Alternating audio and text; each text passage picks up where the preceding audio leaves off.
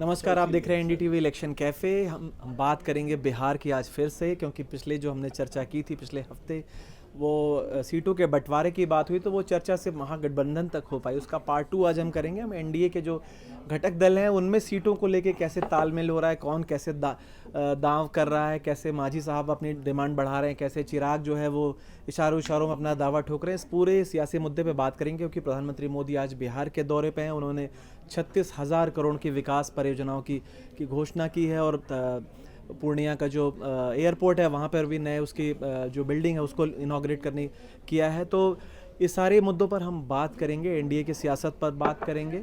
हमारे साथ खास चर्चा के लिए शादाब जी हैं, बाबा हैं और अजीत झा सर हैं। तो बाबा, जो चिराग पासवान तो पिछली बार 135 सीटों पर लड़े, और उन्होंने कुल मिला के किया ये कि नीतीश कुमार जी का मामला ख़राब किया। नीतीश कुमार जी जो 43 सीट पे रह गए। हालांकि ठीक है, सीएम की कुर्सी उनको ही मिलती है। जो आपने फार्मूला बताया था कि 3 प्रमुख पार्टियों में जो एक इधर से उधर होगा तो उनका वो फ़ायदा मिलते रहेगा। लेकिन अब वो उनकी वापसी हुई है एनडीए में। लोकसभा में 5 सीटें मिली थी, तो उनके जो सहयोगी हैं वो उनको सीएम का दावेदार भी बताते हैं। तो वो कितनी सीटों पर मानेंगे? और मांझी साहब का तो बयान आया है, एक तरह से उन्होंने एक याचना की है और निवेदन किया है कि भाई हम 10 साल से हमको है राजनीति में हमारी पार्टी हम, और अभी तक हम मान्यता प्राप्त दल नहीं हो पाए, तो कम से कम इतनी सीटें तो हमें दीजिए कि हम मान्यता प्राप्त हो सके, 8 सीटें जीत सकें। वो कह रहे हैं कम से कम अगर 8 जीतने के लिए कम से कम 20 तो हमको लड़ाना होगा। तो क्या लग रहा है, सीटें 243 है, और चूँकि पिछली बार जेडीयू का प्रदर्शन खराब था, 43 और बीजेपी की 74 आई थी, तो उसमें क्या तालमेल होगा? बीजेपी के नेता चाहेंगे भाई अब हमको सीनियर पार्टनर माना जाए।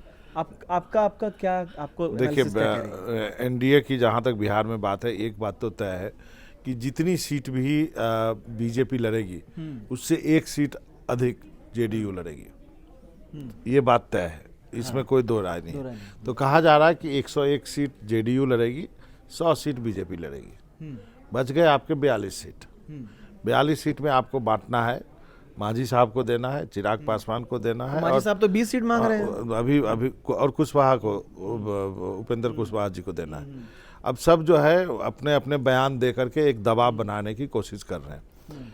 तो क्लेम जो है वो क्लेम चिराग पासवान यदि क्लेम है तो उसका 30 सीट का क्लेम बनता है उनके लोकसभा के हिसाब से। हाँ, लोकसभा के हिसाब से कहे तो 30 सीट का क्लेम बनता है, लेकिन 30 सीट बीजेपी उनको देगी नहीं देगी ये थोड़ा संशय का बात है। 25 से 30 के बीच में कहा जा रहा है। मांझी जी को 8 से 10 सीट मिलने की बात है। मांझी साहब का जो आपने कहा कि उनका ये कहना है कि कम से कम इतनी सीटें तो दो कि मेरे 8 विधायक हो जाए, जिससे कि मैं क्षेत्रीय दल का मेरा स्टेटस मेरा बन जाए। उसके लिए हो सकता है कि कुछ बीजेपी अपना कैंडिडेट दे मांझी जी के सिंबल पे, ये बात हो सकती है, और इससे मांझी जी को भी कोई एतराज़ नहीं है। समझे, मेरी बात हुई है इसलिए मैं आपको बता सकता हूं कि उनको भी एतराज़ नहीं होगा। अंदर की बात हाँ, अंदर की बात बता रहा हूं, क्योंकि उनको जो है कि ये चाहिए, इतनी सीटें चाहिए कि वो अपना स्टेटस वो रखें। और बच गए उपेंद्र कुशवाहा, 4-5 सीट उनको मिलने की उम्मीद है। तो इतनी ही सीट है बटेगी, बाकी और सीट है नहीं। इसलिए बीजेपी ने जानबूझ के मुकेश सहनी को भी छोड़ दिया है कि भाई आप महागठबंधन में पिछली बार लड़े थे, 11 सीट दिया था उनको, 4 उनके विधायक हुए थे। तो इस बार अधिक से अधिक सीटें ग्रैब करने को लेकर के आपको ये इतनी बयानबाजी दिख रही है। ये अगले कुछ दिनों तक रहेगा। ये श्राद्ध वाद खत्म हो जाएगा, उसके बाद एक बार घोषणा हो जाएगी, फिर बातें फिर आगे बढ़ेगी। अजीत सर, जैसे कि भाई पिछली बार तो हम थी इनके साथ, वीआईपी निकल गई, ठीक है, और 115 सीटों पर लड़ी थी जेडीयू, 110 पर बीजेपी 5 सीट ज़्यादा लड़ी थी जेडीयू। परफॉर्मेंस क्या मैटर करेगा पिछले विधानसभा का? क्योंकि बीजेपी ने बेहतर किया, जेडीयू ने ख़राब किया। एलजेपी की वापसी हुई है, तो एलजेपी अब चूँकि सीटें तो कम करनी बीजेपी और जेडीयू दोनों को करनी पड़ेंगे। हम तो पिछली बार 7 ही सीट लड़ी थी, लेकिन तब एलजेपी नहीं थी। अब इस बार वो कह रही है मेरे को 20 चाहिए। और जो उपेंद्र कुशवाहा की पार्टी पिछली बार विधानसभा में साथ नहीं थी, लोकसभा में आए तो वो भी आ गए हैं। तो इतने सारे जो दावेदारी है वो आपस में सामंजस्य कैसे बनेगा? वो देखिए, पहले सबसे लार्जेस्ट प्लेयर से स्टार्ट करते हैं एनडीए में, बीजेपी, राइट। बीजेपी 2015 में, याद रखिएगा, अकेले इस तरफ लड़ी थी, नीतीश कुमार थे on the other side Lalu ji के साथ। तो बीजेपी का परफॉर्मेंस 2015 में काफ़ी ख़राब था in terms of number of seats. 53 seats खाली बीजेपी जीती। अच्छा, उसके बाद जो है 2020 में 74 सीट जीती, यानी कि 21 सीट की बढ़ोतरी, 21 सीट्स।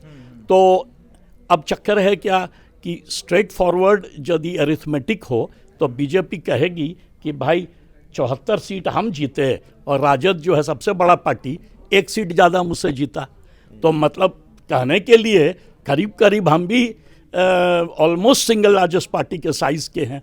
परसेंटेज वोट भी देखा जाए तो 19.46% वोट था बीजेपी के पास, वन ऑफ द हाईएस्ट। तो राजद को देखिएगा तो राजद को थोड़ा ज़्यादा था, 23.11, क्योंकि ज़्यादा सीटों पर लड़ा भी था और ज़्यादा सीट पर लड़ा भी था। ये कारण बीजेपी का भी था। बीजेपी का भी जो 19.46% है उसका एक मेन रीज़न था कि ज़्यादा सीट पर लड़ा था, बट स्टिल रेस्पेक्टेबल फिगर कहिएगा ना, करीब करीब 20% के नज़दीक हो गया। तो सिंगल लार्जेस्ट पार्टी एनडीए के अंदर तो भाजपा है एट दिस मोमेंट, सर्कमस्टांसेस मैंने बता दिया। तो ऑलरेडी भाजपा मैग्नानिमिटी शो कर रहा है। क्यों कि जेडीयू जिसका परफॉर्मेंस काफ़ी ख़राब था, 71 सीट जीता था। ने कहा 1 सीट ज़्यादा ले लेगी जेडीयू। हाँ, वही तो मैं भी वही उसी पर अराइव कर रहा हूँ। तभी तो मैंने कहा अंग्रेजी में मैग्नानिमिटी ना बीजेपी का। 73 सीट जीती थी 2015 में जेडीयू, और उसके बाद 2020 में 43, मतलब यानी कि माइनस 28 सीट लूज किया जेडीयू ने। 2 कारण, एक कारण पहले महागठबंधन के साइड में था तो स्विचिंग ऑफ साइड्स, और दूसरा कि टारगेटेड बाय चिराग पासवान भाजपा को टारगेट नहीं किए, सिर्फ जेडीयू को टारगेट किए थे।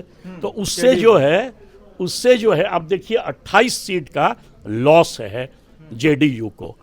तो despite that Bhajpa magnanimity show कर रही है कि हाँ, मुख्यमंत्री भी अभी भी कह रही है, मुख्यमंत्री नीतीश कुमार, और दूसरा कह रही है कि 1 सीट या हो सकता है 2 सीट ज़्यादा जेडीयू को मिलेगा। तो वो गिव अप कर रही है इन अ वे, नंबर 1। और दूसरा, मैं बाबा जी मनोरंजन जी के बात पर सहमत हूँ कि बेसिकली 243 में 200, 201, 202 जो है ये दोनों लार्ज पार्टी ले लेगी, करीब 100, और जेडीयू को 1-2 सीट एक्स्ट्रा दे दिया जाएगा। बाकी जो बचता है वही 40 प्लस, या तो 42 कहिए, 41 कहिए, 40 कहिए, इसी के अंदर तीनों को समेटना है। आज आपने देखा होगा, आज या कल के इंडियन एक्सप्रेस में 1 फुल पेज उपेंद्र कुशवाहा का इंटरव्यू है। वो तो उनका जो यदि उसका निचोड़ देखा जाए तो वो कह रहा है कि नहीं वो तो समावेश तो हो ही जाएगा, ऐसे ही सब डिमांड करते हैं। तो कुशवाहा जी को तो जो मिलेगा प्रधानमंत्री बोल देंगे एक बार तो तैयार हो जाएंगे। तो असली जो है डिमांडिंग पोजीशन में चिराग हैं और मांझी जी। आज यदि आपने प्रधानमंत्री का स्पीच देखा होगा, उसके पहले प्रधानमंत्री जब स्पीच देने गए तो सब लीडर लाइन से खड़े थे। यदि बॉडी लैंग्वेज प्रधानमंत्री का देखिएगा तो चिराग से 1 सेकेंड भी बात नहीं किए, और सबसे लास्ट में था जबकि हाँ एग्जैक्टली उसको बिल्कुल नजरअंदाज करते हुए प्रधानमंत्री आगे बढ़ गए। मोदी जी ऐसा करते नहीं है यूजुअली, है ना, यूजुअली कहते हैं अरे रामविलास का बेटा तो मेरा बेटा वगैरह वगैरह। तो ऑब्वियसली प्रधानमंत्री खुश नहीं है, क्योंकि दिक्कत क्या है इनके साथ, चिराग के साथ, कि चिराग खाली डिमांड ही नहीं करते हैं सीट का। एक तो होता है डिमांड कीजिए, आप बार्गेन कीजिए, ठीक है भाई, डील कर लीजिए फाइनली। ये थोड़ा डोनाल्ड ट्रंप टाइप चीज़ें हैं, समझे ना। ये कहेंगे कि ना तो हम पूरा लड़ जाएंगे, इसका मतलब है कि आप कोलिशन को तोड़ रहे हैं, वीकेंड कर रहे हैं। इनफैक्ट 13 तारीख को ये गए थे ना, क्या नाम है, नड्डा जी, और नड्डा जी के पहले अमित शाह, ये दोनों मिलके एक नया फार्मूला दिए हैं। वो कह रहे हैं कि हम भाजपा हमेशा प्रभारी अपना रखता है ना हर राज्य के लिए, तो भाजपा इस बार डिसाइड कर रहा है कि बीजेपी का प्रभारी नहीं होगा, एक कमेटी बनेगी और एनडीए का वो प्रभारी होंगे और उसमें से सारे दल के लोग होंगे। सबसे इंपॉर्टेंट उसमें क्या है कि उसमें से कोई दल एनडीए को हर्ट नहीं करेगा। तो पहले चिराग के सर पे बंदूक लग गया कि भाई आप पिछले बार हर्ट कर चुके हैं एनडीए को, आप ही के कारण आप यदि जेडीयू को टारगेट नहीं करते तो फिर difference between Mahagathbandhan and NDA में बहुत ज़्यादा गैप होता। तो एक तो बंदूक लग गया उनको कि आप तोड़ने की कोशिश किए हैं, दूसरा वो बीच बीच में जाके प्रशांत किशोर से भी मिल लेते हैं। वो भी जो है मतलब दैट मर्यादा नहीं ना है कोलिशन का, मर्यादा को आप तोड़ रहे हैं। या तो आप जाइए बाहर लड़िए पूरा तो अच्छा ही होगा, बाकी घटक दलों को ज़्यादा मिल जाएगा। तो चिराग जो है he is doing politics very unlike Ramvilas Paswan. Ramvilas Paswan coalition politics में बादशाह थे, राइट।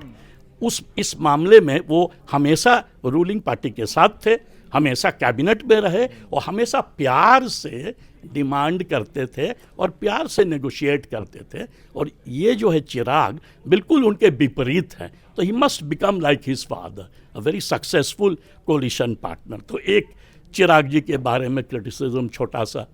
और दूसरा, मांझी जी देखिए दलित नेता हैं, बड़ा ज़रूरी है एनडीए को उनको रखना अपने साथ। इसलिए आप कहिएगा कि चिराग पासवान भी दलित नेता हैं, पर जो कंडीशन है इन गरीब लोगों का जो उनके पार्टी के हैं, उनको अंग्रेजी में रैट ईटर्स करते हैं, मुसहर को। मतलब आप सोच सकते हैं हम लोग के इलाके में भी मिथिलांचल में the poorest of the poor, मतलब even minorities are not so poor, none of the Dalits are as poor as the Musahars. तो ठीक है, गया जिला है, गया जी प्रधानमंत्री का उस पर स्पेशल फोकस है, एक आध सीट उनका बढ़ जाएगा, 2-4 सीट बढ़ जाए, पर हमको नहीं लगता है वो पार्टी तोड़ेंगे।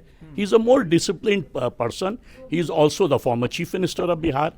चिराग जी के साथ एक वो भी प्रॉब्लम है। एक लास्ट पॉइंट, चिराग जी के साथ एक और प्रॉब्लम है। वो चाहते हैं कि मैं मुख्यमंत्री कैंडिडेट बनूं, या भाई जेडीयू ना बने, बीजेपी ना बने, चिरागे जी बन जाएं। ठीक है, उनका बिग अचीवमेंट है कि 5 लोकसभा सीट वो डिलीवर किए थे 2024 में, जो कि एक्स्ट्रा ऑर्डिनरी परफॉर्मेंस है। 5×6 30, मतलब 6 असेंबली सीट रखी है ईच में, तो 30 उनका दावा बनता है। उसके ऊपर हम बिहारी में कहते हैं कि गलथेथड़ाई कर रहे हैं आप, 30 उनका बनता है। हो सकता है 25-30 के बीच में उनको दे दिया जाए।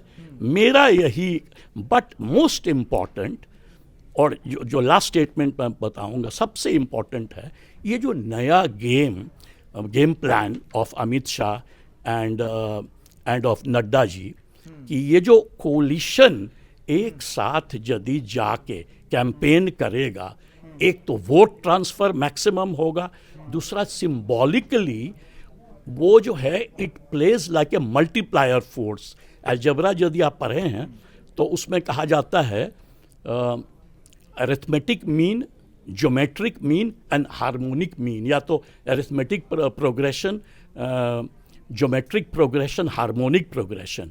तो जो ज्योमेट्रिक प्रोग्रेशन होता है वो क्यूब लॉ फॉलो करता है, और वो जो हार्मोनिक होता है वो ट्रिपल। तो इसका मतलब जैसे ही आप, मतलब 2+2 4 नहीं होता है कोलिशन में, जैसे ही आप एक साथ रहिएगा और कोलिशन धर्म को फॉलो कीजिएगा तो सीट का बढ़ोतरी भयानक होता है। और ये बात सही है कि चिराग यदि टारगेट नहीं करते तो JDU would have done much better in the previous election. तो that should be the aim of the NDA. बहुत कॉम्पिटिटिव इलेक्शन है, प्रशांत किशोर भी हैं, महागठबंधन भी थोड़ा एंटी इनकम्बेंसी और वोटर अधिकार रैली से मतलब दे हैव बेनिफिटेड। तो it is very important that in this alliance coalition dharma को फॉलो किया जाए। शादाब भाई, एक सर्वे जो है कल आया है, उसकी रिपोर्ट अमिताभ तिवारी जी जो उनका वोट 5 उनकी जो संस्था है उसने रिलीज़ किया है, उसमें एनडीए और जो महागठबंधन का वोट शेयर उन्होंने जो प्रोजेक्ट किया है 36.2% एनडीए के लिए प्रोजेक्टेड है, और महागठबंधन के लिए है 35.8, मतलब 0.4% का डिफरेंस, मतलब नेक टू नेक फाइट है। अगर उस सर्वे को हम, एक ठीक है रुझान है और उस पर किया गया है, मतलब कि मुकाबला इतना कड़ा है, ऐसे में जो एलाइज हैं उनका तो बार्गेनिंग पावर बढ़ जाएगा, खासकर एलजेपी ने जो पिछली बार अलग लड़ी तो उस वजह से कितना 0.03% का गैप था, 11,000 कुछ 150 वोट का मात्र अंतर था दोनों गठबंधन के बीच में, और सीटों का अंतर महज 15 था। तो ऐसे में क्या चिराग पासवान इस चीज़ को समझ रहे हैं और उनको ये पता है कि मामला अभी जो, अगर हम सर्वे को एक सही माने तो मुकाबला है कड़ा, तो उनकी बार्गेनिंग पावर बढ़ जाएगी, और क्या वो इधर से उधर भी हो सकते हैं? आपकी समझ क्या कह सकते हो? आपने रामविलास पासवान को भी कवर किया, उसके बाद चिराग पासवान को भी कवर किया। देखिए, चिराग पासवान के बारे में भी सर ने तो बहुत विस्तार से बताया भी।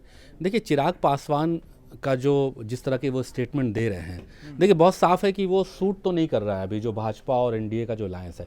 लेकिन देखिए, आपको ये नहीं भूलना होगा कि चिराग पासवान के साथ भी डिच हुआ था जब भाजपा ने जिस तरीके से पार्टी में उनके स्प्लिट हुआ और उनके जो चाचा हैं वो चले गए। तो चिराग पासवान देखिए बहुत कड़वे घूंट पीकर भी रहे, अगर आप उनके पिछले 5 साल को देखें। हनुमान मोदी जी, हाँ, मोदी जी का हनुमान अब वो कहते हैं खुद को। तो देखिए चिराग पासवान, अब जो सुलूक चिराग पासवान के साथ हुआ था वो उनके चाचा के साथ हो गया, चाचा तो इधर आ गए। तो देखिए चिराग पासवान वो बार बार कहते हैं कि उनका एम जो है वो दिल्ली की राजनीति नहीं है, बिहार की राजनीति। वो पब्लिकली बोलते हैं, तमाम इंटरव्यूज़ में भी उन्होंने ये बात बोली है। तो देखिए चिराग पासवान की जो पूरी जो राजनीति है वो स्टेट पॉलिटिक्स को लेकर घूमती है। वो बिहार में ही कुछ करना चाहते हैं। अब देखिए भाजपा के पास देने के लिए बहुत सीटें तो हैं नहीं चिराग पासवान के लिए। अच्छा, चिराग पासवान भी अपनी ताकत जानते हैं। पिछली बार जो जेडीयू के नंबर्स कम हुए तो वो उनकी वजह से ही हुए, बहुत ये घोषित सत्य है। लेकिन देखिए ऐसा लगता नहीं कि चिराग पासवान कोई बहुत ड्रास्टिक कदम उठा पाएंगे। जो मौजूदा पॉलिटिकल सर्कमटेंसेज हैं, ये सिर्फ एक दबाव बनाने की राजनीति हो सकती है उनकी कि वो ज़्यादा से ज़्यादा सीटें लें, क्योंकि स्वाभाविक है कि सभी दल दबाव बना के सीटें लेते हैं। तो चिराग पासवान भी वही कर रहे हैं। देखिए फिलहाल चिराग पासवान के पास कैबिनेट मंत्री की पोस्ट है। को कैबिनेट मंत्री भाजपा के अलावा तो कोई और उनको बना नहीं सकती है। इस बात को वो समझ भी रहे हैं। दूसरी बात ये है कि चाचा उधर चले गए हैं, चाचा के साथ अब वो जा नहीं सकते, तो उनके आरजेडी के साथ जाने की पॉसिबिलिटी तो ख़त्म ही हो गई है यूपी अलायंस के साथ। अकेले लड़के उन्होंने पिछली बार अपनी ताकत देख ली है कि कितनी ताकत है, लेकिन अगर वो अकेले लड़ेंगे तो उनके पास सब कुछ चला जाएगा, ना तो फिर वो मंत्री रहेंगे ना किसी पोजीशन में रहेंगे। तो शायद चिराग पासवान जो है, मुझे लगता नहीं है कि वो बहुत ज़्यादा कोई दबाव बना के 1-2 सीटें आगे पीछे कर लें, इससे ज़्यादा नहीं कर सकते। देखिए जीतन राम मांझी की आपने बात की। देखिए जीतन राम मांझी को नीतीश कुमार ने बनाया था मुख्यमंत्री। बाद में जिस तरीके से नीतीश कुमार के साथ उनके गठबंधन मतभेद रहे, वो भी पब्लिकली है। अभी आपने पिछले दिनों विधानसभा में देखा भी होगा कि नीतीश कुमार ने क्या कहा था उनको, जीतन राम मांझी को किस तरीके से बोला था। लेकिन चूंकि एक गठबंधन की मजबूरी है कि ये सभी लोग साथ हैं। अभी देखिए ये जो हम वाले हैं, ये तो भाजपा के साथ थे। 4 विधायक में तो 3 विधायक इनके भाजपा ने ही ले लिए थे। आज जो कहते हैं मेरे को डिप्टी सीएम, वीआईपी वाले साहनी साहब कहते हैं मेरे को डिप्टी सीएम बनाओ, उनके पास तो कुछ भी नहीं था, 2% वोट था। उपेंद्र कुशवाहा भी उधर चले गए हैं। तो देखिए जो एनडीए में जो सीटों का जो बंटवारा है वो आसान नहीं है। देखिए भाजपा सबसे बड़ी पार्टी 74 सीट के साथ थी, लेकिन भाजपा अभी अगर आप कागज़ पे देखेंगे तो 80 विधायक भाजपा के हैं। 3 विधायक तो साहनी साहब के साथ आ गए थे उनके। फिर 2 एमएलए उन्होंने जीते हैं। अभी उपचुनाव जो बिहार में हुआ था उसमें 2 विधायक उनके जीते थे, और बीच में एक राजद से उन्होंने कुढ़नी सीट भी जीती थी। तो अभी जो अगर आप नंबर्स ऑफ एमएलएज उनके पास देखेंगे भाजपा के पास तो 80 हैं, 74 से बढ़ के 80 हो गए। तो देखिए भाजपा में सबसे ज़्यादा जो है वो एमएलएज बनने की कतार है, क्योंकि लोगों को लगता है कि भाई भाजपा एक चमत्कारी पार्टी है, किसी को भी टिकट दे के जिता सकती है। जेडीयू को भी देखिए, जेडीयू ने 43 सीटें जीती थी, लेकिन जेडीयू के भी जो एमएलए हैं वो फिलहाल 45 हैं। एक बीएसपी का आ गया था उनके पास, और एक छोटी पार्टी के उनके जो है लोजपा के एमएलए को उन्होंने अपने साथ कर लिया था। तो 45 एमएलए जनता दल यूनाइटेड के पास हैं। तो देखिए जो जिस तरीके से यूपीए में खींचतान है भाई, अगर 200 सीटें 202 203 सीटें जब भाजपा और जेडीयू में ही बढ़ जाएंगी, देखिए भाजपा के तो 80 ही हैं, उससे कम 20-25 सीटों, तो समझ गया, ठीक हाँ, है, वो तो 100 से ऊपर ही लड़ेंगे, उससे कम पे तो फिर लड़ेंगे। बचा क्या जो जीतन राम मांझी के लिए मोटा समझिए 40 मोटा बचा। तो अब इसमें जो इनकी जो महत्वाकांक्षाएं हैं, तो मुझे लगता है कि भाजपा में ये है कि 40 में वो चाहते हैं कि 30 से ऊपर उनको मिल जाए। कुल मिला के कहानी यही है, आप ये कहना कौन चाह रहे किसको 30 सीटें हैं? चिराग पासवान। नहीं, संभव ही नहीं है। 30 सीटें कहाँ से वो चिराग पासवान को दे देंगे, ये पॉसिबल ही नहीं है। देखिए वो ये चाह रहे होंगे, हाँ, मतलब वो चाह रहे हैं, है। उनके चाहने से कुछ नहीं होगा। ये मैंने अभी आपसे कहा ना कि अभी तो केंद्र सरकार में मंत्री हैं, तो मंत्री पद भी तो उनको बचाना है। पिछली बार लड़ ही चुके हैं, तो मुझे लगता नहीं कि चिराग पासवान कुछ ऐसा करेंगे। वो ठीक है, जैसा अभी सर ने कहा भी कि पीएम साहब आए, वो आगे बढ़ गए, बॉडी लैंग्वेज पढ़ने की कोशिश इन्होंने की है लेकिन अभी है कि मुझे लगता है कि अभी मतभेद हैं, अभी मतभेद मुझे लगता है सुलझने में थोड़ा टाइम लगेगा। ठीक है बाबा, मैं यही सवाल फिर से रिपीट कर रहा हूँ और आपका ओपिनियन भी वही चाह रहा हूँ। मेरे पास एक पहले एक इस टॉपिक पे तो हो गई ना, एक और मुद्दा देता हूँ, एक खबर देता हूँ आपको, उस पर डिस्कस करते हैं। यदि कल को तेजस्वी यादव ने कहा कि मैं 5 डिप्टी सीएम बनाऊंगा, तो बिहार का चुनाव क्या होगा? एक दलित, एक मुसलमान, एक ईबीसी, एक फॉरवर्ड कास्ट, 4, यदि 4 या 5, मैं 5 सुन रहा हूँ। सीएम हो गया। हाँ, एक सीएम हो गया, ठीक है। क्योंकि ये एक जगनमोहन ट्राई कर चुके हैं, हालांकि उनको सफलता नहीं मिली, लेकिन बिहार के लिए एक नया एक्सपेरिमेंट होगा। ये जो 3 वाला तो चल ही रहा है बाबा। हाँ, नहीं 3 तो चल रहा है। मैंने बीजेपी का तो 2 बना ही रहे हैं ना, लेकिन वो अपने 2 बनाते हैं, वो भी कास्ट लाइन बनाते हैं। लेकिन यहाँ एक मुसलमान भी बनाने की बात होगी, एक मुसहर भी बनाने की बात होगी, और एक ईबीसी, वो तो सहनी तो बनेगा ही बनेगा यदि ऐसे होते। तो ऐसे यदि इस लाइन पे यदि कोई घोषणा होती है, तो क्या लगता है सर आपको बिहार का चुनाव कैसा होगा? नहीं, बहुत अच्छा फॉर्मूला है। देखिए, राजनीति जो होता है, डेमोक्रेटिक राजनीति, एसेंशियली है फाइट फॉर रिप्रेजेंटेशन।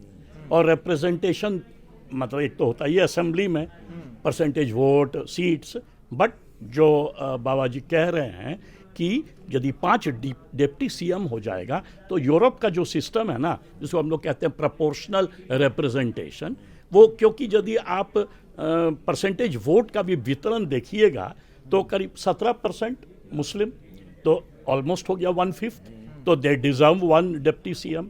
उसके बाद दलित का भी लीजिए तो करीब उतना हो जाता है 20%, अगेन 1/5, तो दे नीड 1 डिप्टी सीएम। उसके बाद यदि ईबीसी लिया जाए वो तो 36% तो वो तो 36% है, तो कम से कम 2 यदि मिल जाता तो और भी अच्छा होता, तो फिर 4 हो गया। और ओबीसी तो है ही, but as Baba pointed out कि क्लेम होता है आरजेडी का भी अभी कि हम अपर कास्ट को भी रिप्रेजेंटेशन देंगे, हाँ 10% देंगे, and not only that, in fact ये आवाज कोई नहीं आप तो the thing is, I think it's an ideal formula. अब मैं तो कहूँगा 5 डिप्टी सीएम दे दें, ईबीसी का 2 दे दें, और उसके बाद एक अपर कास्ट, एक दलित, एक जो है सो ओबीसी तो खुद ही मान लीजिए तेजस्वी यादव अपने हो गए। I think it will solve the problem of demand. ये सब लोग जो डिमांड कर रहे हैं ना, जैसे ही उनको डिप्टी सीएम दे दिया जाए तो कुदक के वो शायद कुछ सीट कम में पड़ लड़ेंगे। तो इसको लेकर ये जो फार्मूला दिए, इसको एनडीए में लाया जाए, एनडीए में इसको लाया जाए, तो एनडीए में सबसे अच्छा होगा बीजेपी ये फार्मूला ला के और चिराग को बोले आप अपना छोड़ दीजिए कैबिनेट रैंक, आइए डिप्टी सीएम बनिए बिहार का। तो तब जो होगा ना उनका असली डिलेमा कि भाई ये अगर ये ऑफर आएगा तो क्या करेंगे चिराग? नहीं तो वो तो चिराग को डिसाइड करना पड़ेगा ना। लेकिन आप बताइए, आपको क्या लगता है?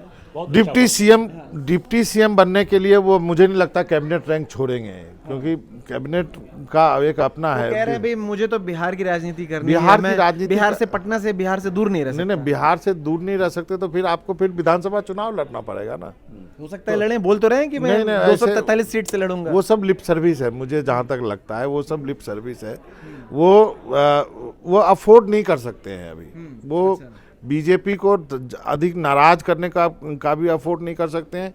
वो बीजेपी का ज़्यादा आर्म ट्विस्टिंग भी नहीं कर सकते हैं, क्योंकि वो बुरी तरह बीजेपी ने उनको फंसा के रखा है।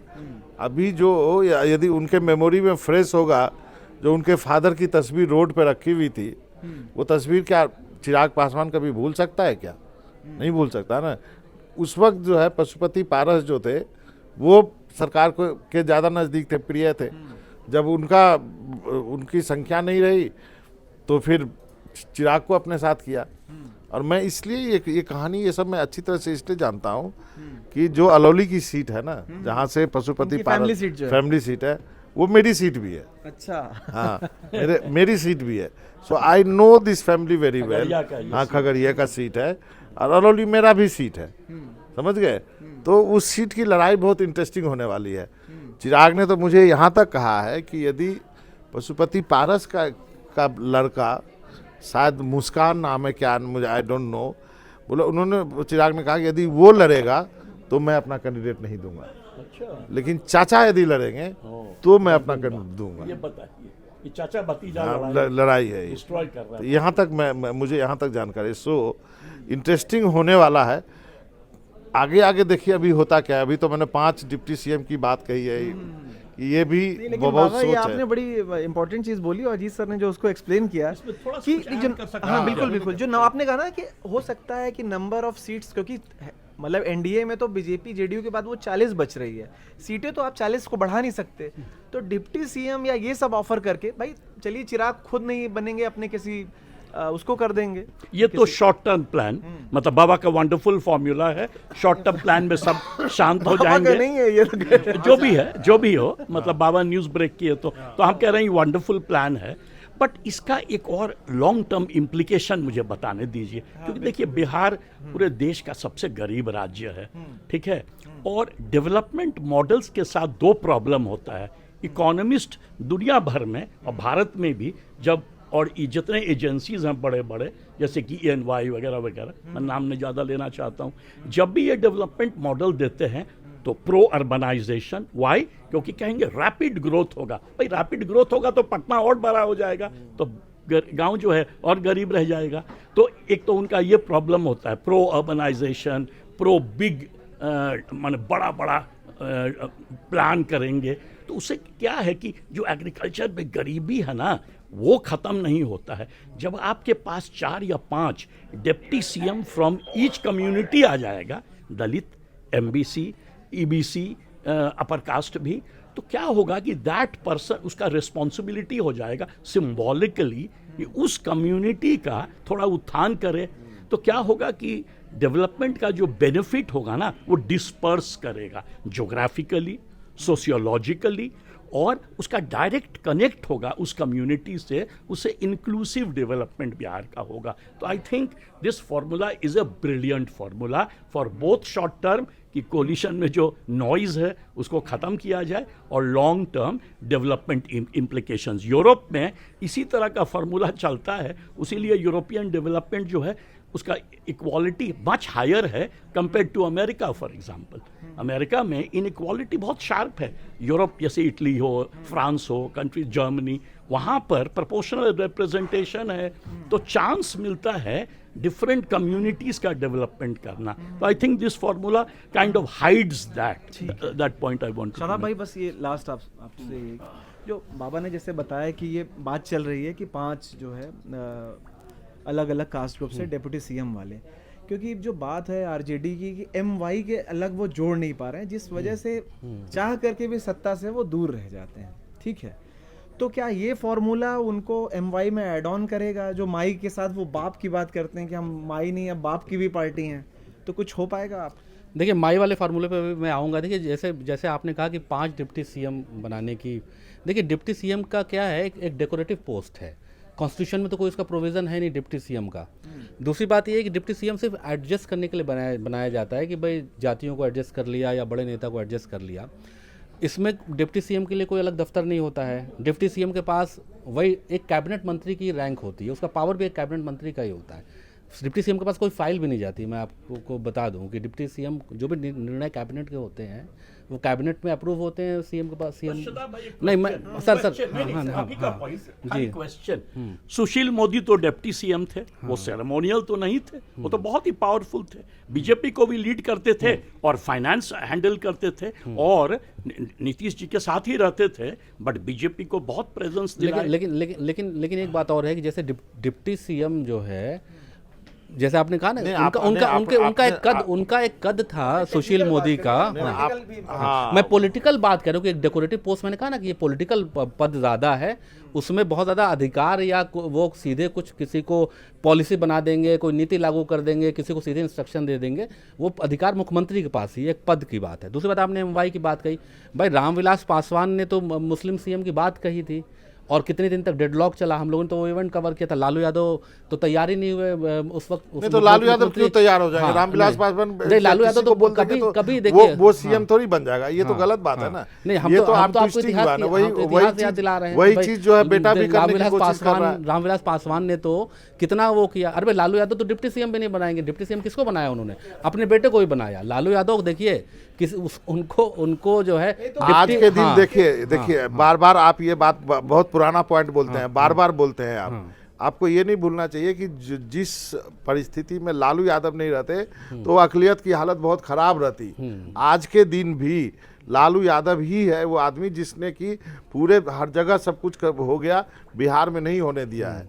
ये तो आपको इतना तो क्रेडिट लालू यादव को आपको देना पड़ेगा, चाहे नहीं, देखिए, वो ओबीसी की हो चाहे मुसलमान की हो। ये जिसका जो ड्यू है वो तो दीजिए ना भाई।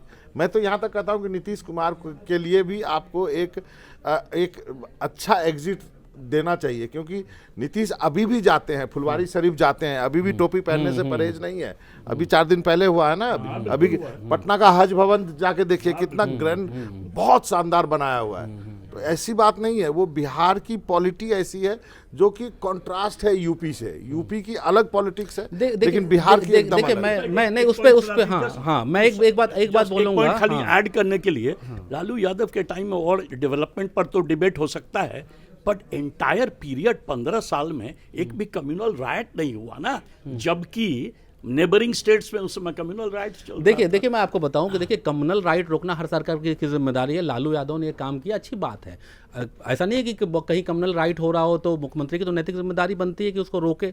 दूसरी बात ये कि देखिए जो मुस्लिम वोट है 17-80%, अभी तो कहते हैं लोग कि बढ़ गया है, अभी नए सेंसस में आ जाएगा 17.7 हाँ 17.7 है, लेकिन वो 20 से ज़्यादा ऐसा दावा करते हैं वहाँ के लोग। अभी तो सेंसस होने दीजिए। देखिए क्या है ना कि ये जो डर दिखा के जो वोट लेने वाली जो टैक्टिस है ना, ये जो हिंदी भाषी पट्टी में, और उसके बाद सत्ता में भागीदारी ना देना, ये देखिए हम लोगों ने पहले भी इस मुद्दे को उठाया है, हमने तो उसको उठाया भाई। देखिए सबसे सीनियर नेता उनके अब्दुल बारी सिद्दीकी रहे, आरजेडी के। अब्दुल बारी सिद्दीकी मंत्री नहीं बनाए गए। क्यों नहीं मंत्री बनाए गए? आप उसके पीछे कारण तो जानिए कि क्यों मंत्री नहीं बनाए गए। देखिए आज नहीं, इसमें नहीं बने, ये जो अभी पिछली सरकार थी। तो देखिए सवाल यही है कि भाई देखिए, लालू, इसमें कोई दो राय नहीं कि लालू यादव सेकुलरिज्म के चैंपियन हैं, उन्होंने इस मामले में कभी समझौता नहीं किया। लेकिन जब सत्ता में भागीदारी देने की बात आई, मैंने अभी रामविलास पासवान का आपको उदाहरण दिया, ये तो ऐतिहासिक बात ऐड होगा कि नहीं? आप तो फिर एकदम ही मुस्लिम वाले में चले गए, आप तो क्वेश्चन कर रहे हैं मुस्लिम भी लग रहा नहीं देगा। नहीं, चर्चा हो रही, तो भाई चर्चा तो सभी बातों पे होनी चाहिए। चर्चा करने में क्या दिक्कत है? तो देखिए क्या आर्गुमेंट मैंने समझा, शराब जी जैसा उसको आर्टिकुलेट कीजिए तो थोड़ा संक्षेप में। हाँ, इन लोगों ने तो मैं ये कह रहा था कि देखिए ये जो भाजपा का डर दिखा के जो वोट लेने की प्रवृत्ति है, ये सभी सेकुलर दलों में है, इसमें आरजेडी भी पीछे नहीं है। मैं यही कह रहा हूँ। इन्होंने कहा कि आज वो हो सकता है कि 5 डिप्टी सीएम में एक मुस्लिम को बना दें, या बनाने की बात कर रहे हैं, लेकिन जब वो बना सकते थे तो उन्होंने नहीं बनाया। मैं आपसे वही कह रहा हूँ सर, मेरा आर्गूमेंट यही है कि जिस वक्त रामविलास पासवान ने कहा था, तो उस वक्त अगर लालू यादव बड़ा दिल दिखाते हुए बना देते तो एक मुस्लिम मुख्यमंत्री मिल जाता बिहार को, लेकिन उन्होंने नहीं दिया। जबकि सबसे ज़्यादा वोटर मुसलमान, सबसे ज़्यादा वोट बैंक में जो है, सबसे ज़्यादा संख्या मुसलमान की है। दूसरी बात भाई देखिए, नीतीश कुमार ने पद छोड़ा ना, जीतन राम मांझी को तो बनाया ही ना, जीतन राम मांझी को तो बनाए उन्होंने। कुछ खोने के लिए नहीं था, रामविलास पासवान ने मुस्लिम कार्ड खेल दिया कि बना दीजिए मुसलमान, ऐसे तो नहीं होता। तो मेरे कहने का मतलब ये कि totally just question again to you शराब भाई, कांग्रेस ने तो मुस्लिम मुख्यमंत्री बनाया, बट मुस्लिम वोट तो छोड़ दिए कांग्रेस को, राजद में भाग गए, क्यों? नहीं देखिए, कांग्रेस की हालत तो हर जगह सही ऐसी हो गई सर, हर जगह तो ये हो गया। आपसे बिहार का उदाहरण क्यों? वैसे तो महाराष्ट्र में भी मुख्यमंत्री था अब्दुल साहब थे, बिहार की बात कर रहे थे। हाँ बिहार, हाँ तो क्या हुआ जबकि one of the best chief ministers of Bihar was a Muslim chief minister. तो फिर क्यों छोड़ नहीं, के कांग्रेस भागे? ने तो बिहार में ब्राह्मण मुख्यमंत्री इतने बनाए, नहीं, फिर ब्राह्मणों ने तो question साथ छोड़ मत दिया। change कीजिए ना। ब्राह्मण सवाल है कि ब्राह्मण ने तो मुसलमान- साथ छोड़ दिया। जगन्नाथ मिश्रा बने, आजाद साहब बने, कितने लोग बने, लेकिन सबने साथ छोड़ नहीं, दिया। पर पहले तो कांग्रेस अगर कमजोर हुई कांग्रेस तो कांग्रेस को पहले छोड़ा मुस्लिम्स ने, ब्राह्मण बहुत बाद में छोड़ देखिए दिया। कांग्रेस का साथ सबने बाबरी छोड़ा। के बाद छोड़ा। अगर ब्राह्मण छोड़ सकते हैं साथ, जिसके सबसे ज्यादा मुख्यमंत्री बिहार में रहे, तो कांग्रेस मुसलमानों ने छोड़ दिया तो कोई बहुत बड़ी बात नहीं है। क्योंकि अब मैं इसका उत्तर दे देता हूँ। मैं दे देता हूँ। बाबरी वाली घटना के नहीं, बाद बाबरी वाली घटना के कांग्रेस राज में भयानक दंगे भी हुए हैं सर, तब से पलट गया ना, भागलपुर के बाद ही पलटा, भागलपुर के बाद ही पलटा ना, तो 89 में हुआ। हाँ 89, तो उनको वहाँ के मुसलमानों को लग गया कि ये सरकार हमको बचा नहीं पा रही है। बचाने के लिए जो काम लाल कृष्ण आडवाणी को गिरफ्तार करके लालू यादव ने कर दिया ना, वो कहीं आपको गेम हिस्ट्री चेंजर में- हो गया। वही गेम चेंजर था। उसको अब अल्पसंख्यक को बिलीव हो गया कि यही आदमी में दम है जो कि हमको बचा सकता है, इसलिए हुआ ये। तो टेक्निकली इसका मतलब कि जो शदाब भाई बोले कि डरा के वोट ले रहा है, वो बात नहीं ना है, सिक्योरिटी प्रोवाइड कर रहा है ना, दैट इज वेरी इंपॉर्टेंट। नहीं, हैंग ऑन वन सत्ता में सेकंड। भागीदारी नहीं दे रहा है जो भागीदारी मिलनी चाहिए। मेरा तो मैंने तो कहा कि भागीदारी दिया, फिर भी छोड़ के भाग गए। दूसरा आर्गुमेंट तो- ये था कि जब रामविलास पासवान जिस वक्त कह रहे थे, उस वक्त पॉलिटिकल कंडीशन वो ऐसी थी आर्गुमेंट कि ये लालू है- यादव सीएम बना सकते थे। नहीं, आर्गुमेंट ये है कि जब चीफ मिनिस्टर बनाया तब भी तो नहीं दिए ना साथ आप। That is the point. तो आज की चर्चा में इतना ही। और आपने देखा कि किस तरह से इतनी गंभीर चर्चा हो रही है। बाबा और अजीत जासर जैसे दिग्गज पत्रकार जिनका इतना लंबा अनुभव है और जो बिहार के एक एक नेता को करीब से उन्होंने देखा है बड़ा होते हुए, और शादाब भाई तो खैर ही हैं, तो इसके लिए आप बने रहिए इलेक्शन कैफ़े के साथ और देखते रहिए, और अपने साथियों में भी इसको शेयर करिए हमारे वीडियो को। आज की चर्चा में इतना ही। कल मिलते हैं किसी और विषय के साथ, तब तक के लिए नमस्कार, धन्यवाद।